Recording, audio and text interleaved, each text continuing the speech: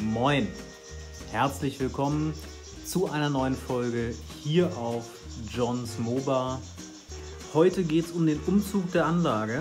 Es wird super spannend und ja, mal schauen, ob alles heil bleibt.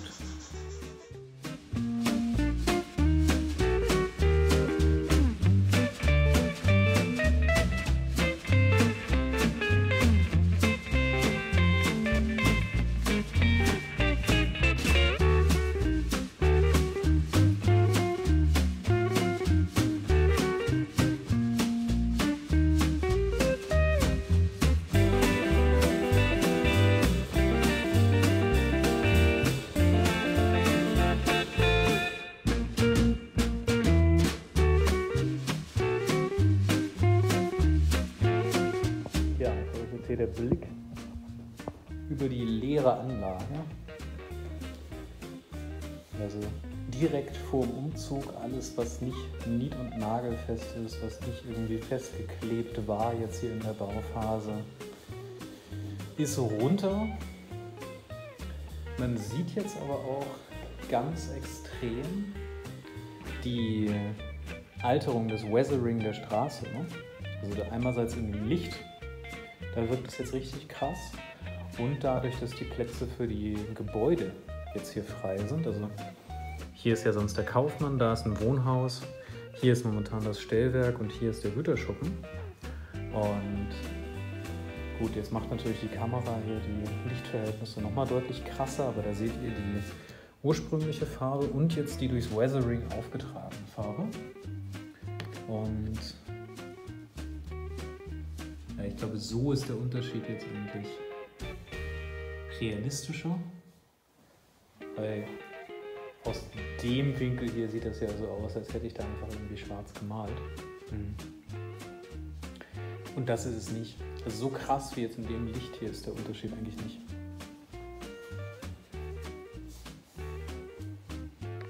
Ja, Hammer. Also so sieht die Anlage innen leer aus. Und wenn ihr euch jetzt fragt, wo ist denn die gesamte Anlage hin, dann seht ihr hier die einzelnen Gebäude,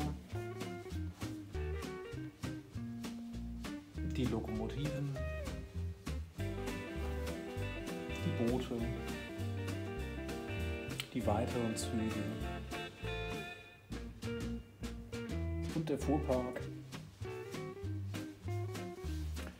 Steht jetzt hier gerade alles sicher im Regal und wartet auf den Umzug der Anlage. Und wenn wir jetzt hier weiter unten gucken, dann seht ihr hier auch schon für die spätere Erweiterung der Anlage die Fahrebene. Die wird das wohl werden. Und dann etwas tiefer darunter der spätere geplante Schattenbahnhof. Ja, also das ist die IWA-Regallösung, von der ich erzählt hatte. Natürlich jetzt erst in kleinen Teilen eingeräumt, aber maximal viel Platz für alles, was ich so habe.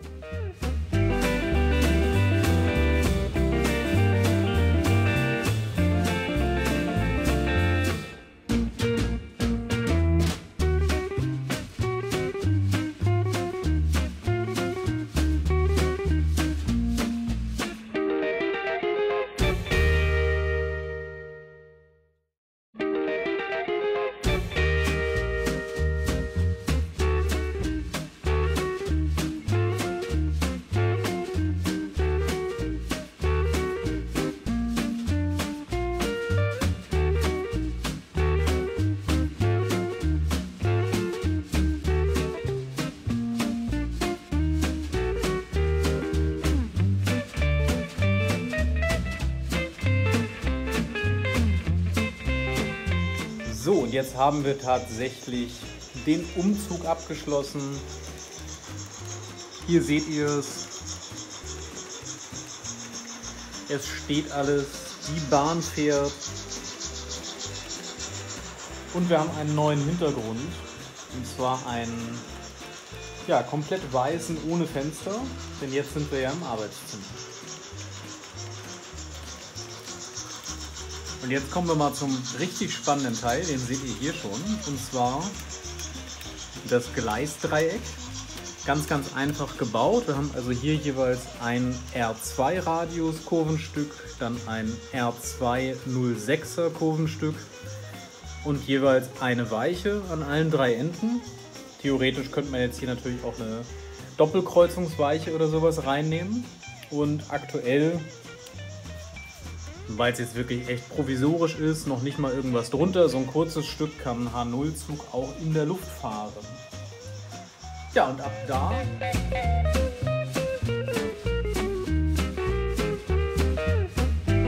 braucht natürlich unglaublich viele Gleise. Das heißt, für die Erweiterung jetzt hier für den ersten Teil vom Schattenbahnhof Vierteljard haben wir hier die Ergänzungspackung C5, primär eigentlich wegen der DKW, den beiden Weichen und den 4 Prellböcken. Das war in Summe so am günstigsten. Dann das gleiche beim Thema C1. Auch hier hat die Packung gut gepasst. Selbst für meinen relativ kleinen Vierteljard Schattenbahnhof habe ich hier massenweise schon Plastikmüll produziert. Aber diese Päckchen hier, die waren tatsächlich günstiger als die Pappverpackungen von Märklin. Finde ich aus Umweltaspekten tatsächlich schade, dass ich mehr bezahlen müsste, wenn ich jetzt die Pappverpackung nehme für solche Gleise, als diese Blister. Also das ist ein bisschen crazy.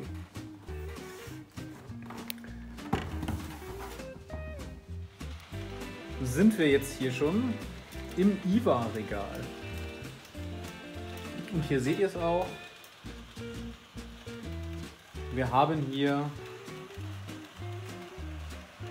eine ganze Menge Gleise liegen.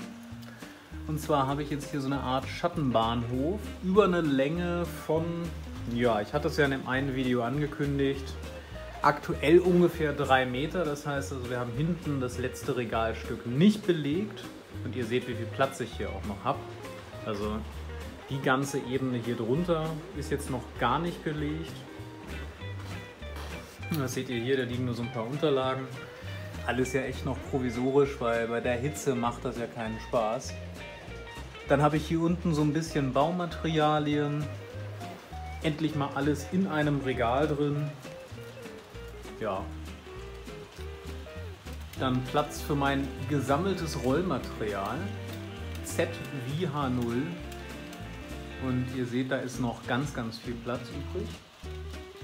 Und um euch mal eine Idee zu geben, wenn ihr wisst, wie groß diese Startpackungen und Aquarien zum Beispiel sind, ja, so viel Platz haben wir alleine da oben drüber noch. Und das da sind 2,26 Meter in der Höhe. Also der Raum in Summe ist 3,70 Meter hoch. Ja, also da seht ihr, da ist viel Platz im Regal, den ich noch nicht ausgenutzt habe. Und jetzt haben wir hier auf der rechten Seite natürlich auch so ein bisschen Büro und Unterlagen. Und eine Sache, die ich euch vorführen will, die wirklich genial funktioniert. Und zwar, wenn wir jetzt unseren Zug einmal anhalten hier. Wenn er zurückkommt, dann fährt er ja hier auf dem hintersten Gleis einmal lang. Und jetzt müssen wir überlegen, ich will ja wenden. Also ich will ja nicht einfach nur gerade in die Gleise reinfahren, sondern ich will ja eine Kurve fahren. Die Tiefe von dem IWA-Regal sind allerdings nur 50 cm. Und jetzt brauche ich natürlich eine Lösung, wie ich denn hier im Kreis fahren kann. Und ja, da habe ich mir jetzt erstmal relativ einfach beholfen, aber ich mag das Prinzip irgendwie, weil es super gut funktioniert. Und das seht ihr hier. Also wir haben hier einen Kreis.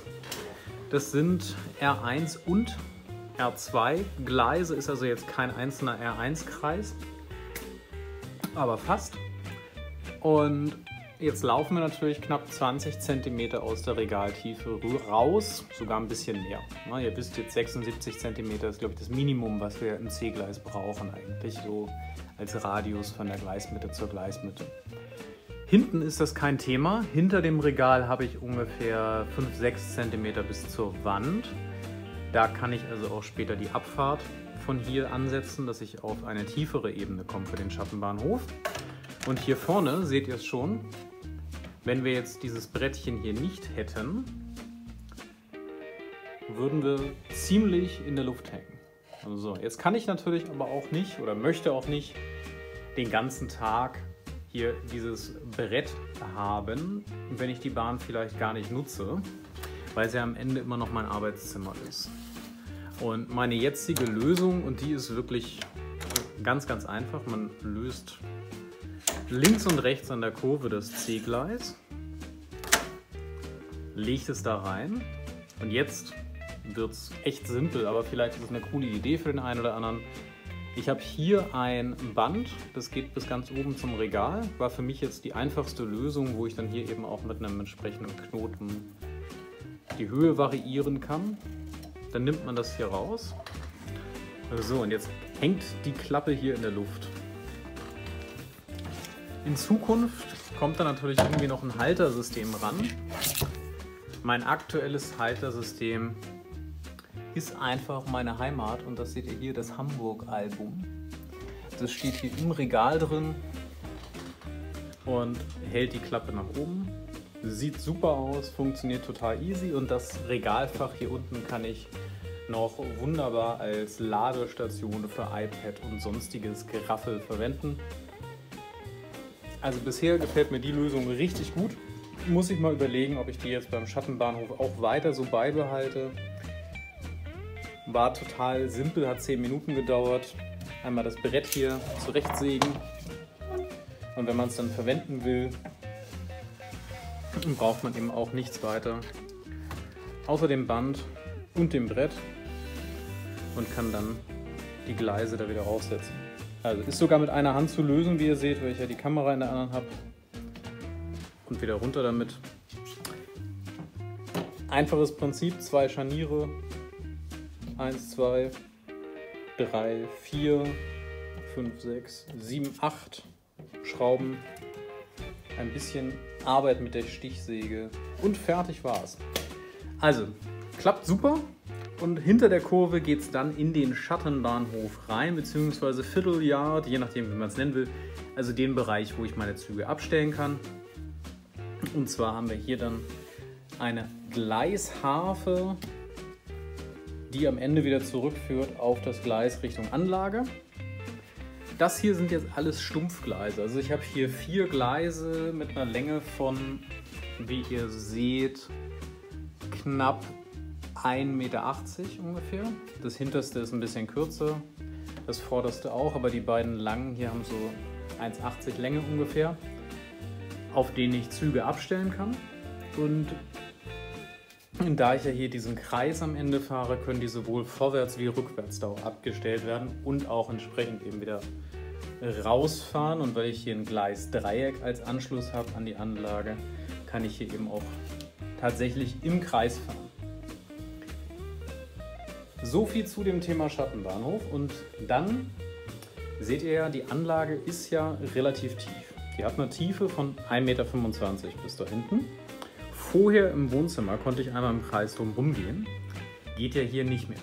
Da hinten ist ein Regal, das soll ja auch noch ausgestaltet werden. Ne? Also theoretisch soll ja die Ebene vom Schattenbahnhof hier quasi auf dem Regalbrett sitzen und darüber eigentlich das, was ihr hier jetzt seht, vielleicht ausgestaltet werden irgendwann mal.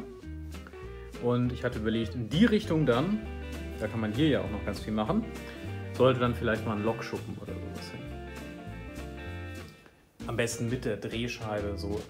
Das ist natürlich so die ideale Wunschvorstellung für später. Frage ist natürlich auch dann nicht nur, wie komme ich da hinten dann an die Anlage ran, sondern wie komme ich auch hier ins Regal, wenn hier diese Anlage 1,25 Meter davor steht. Und da wir ja da hinten wirklich nur an einem Gleis am Ende mit dem Regal verbunden sind, ist meine Lösung relativ einfach. Und zwar ist die gesamte Anlage, zeige ich euch erstmal hier unten, jetzt auf Rollen. Also ihr seht mal, abgesehen davon, dass ich hier mal wieder durchsaugen muss, das habe ich jetzt nach dem Umzug noch nicht gemacht. Und hier liegen quasi noch Teile der Anlage wahrscheinlich mit auf dem Boden. Wir haben jetzt überall Rollen unter jedem der Füße und deswegen kann ich jetzt die Anlage ganz easy in dem Moment, wenn ich hier was machen möchte, einfach das Gleis an einer Stelle trennen oder an zwei, wie ich will, und die Anlage hier im Raum verschieben. Aber ich gebe euch jetzt nochmal den Gesamtblick hier auf das Regal. Jetzt seht ihr hier, also das hier sind ab hier bis da hinten, das sind 4 Meter in der Breite und ihr seht auch, wie viel ich jetzt hier noch frei habe. Ich habe hier inzwischen wirklich alles an Eisenbahn und so reingeräumt, was ich momentan habe. Da seht ihr, das ist auch noch nicht so viel. Also hier oben die Päckchen mit den verschiedenen Gleisen, die ich jetzt eben auch verwendet habe. Dann hier Rollmaterial, das ist alles Z, das ist eben alles H0. Und dann hier in der Ebene unserer Schattenbahnhof momentan. Und hier unten, von da bis da hinten eigentlich in die Ecke, Baumaterialien, noch und Nöcher, was man so braucht. Oder sagen wir mal noch und Faller, nicht noch und Nöcher. Gut, ja, so viel als Update für heute. Jetzt habt ihr es gesehen. Schreibt gerne in die Kommentare rein, wenn ihr selber auch Erfahrungen schon gesammelt habt mit dem Umzug von Anlagen oder so. Und dann freue ich mich da auf euer Feedback und einen regen Austausch. Vielen, vielen Dank. Macht's gut. Ja, und jetzt hier einmal beim Vorbringen vom Müll. Ein halber Sack. Nur Blister von Märklin. Und ja, muss das sein? Man weiß es nicht.